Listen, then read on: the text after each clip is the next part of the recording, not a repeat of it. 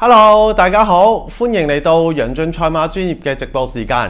今集想同大家講下星期六喺英國舉行嘅英國打比大賽日，我嘅心水推介。咁當晚就一共有8場賽事啦，頭場開跑時間係晚上8點正。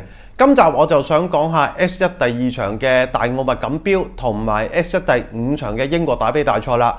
咁當晚繼續設有全球匯合賽事啦，包括獨贏、位置、連贏、位置 Q、二重彩、三重彩同埋三寶，繼續為馬迷提供全球最龐大嘅賽事啦。好啦，先嚟 S1 第2場呢場3級賽啦，1703米嘅大奧麥錦標，我最中意係隻港邊小區啊。咁暫時呢，最高成就就喺上年雅士谷賽期啦，女王安妮錦標呢場1級賽嘅1600米呢，跑到第2名翻嚟㗎。咁其後曾經遠征過香港跑浪琴香港1哩錦標啦，個表現就麻麻地。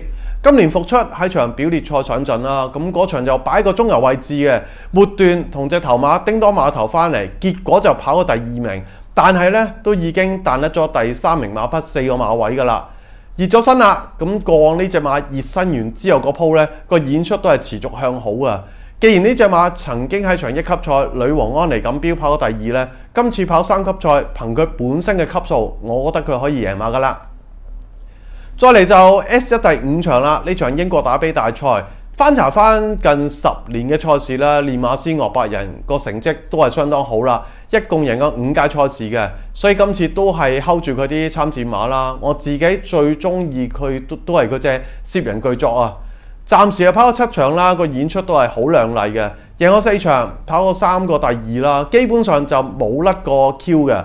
咁佢曾經贏過3場嘅3級賽冠軍啦，今年呢已經喺愛爾蘭贏咗2項㗎啦。咁先喺場伯利斯錦標呢，一放到底輕勝翻嚟嘅。咁上場喺場打比預賽錦標，一路緊咬住前領馬，末段移出嚟，交出一個好唔錯嘅後勁呢，贏馬㗎。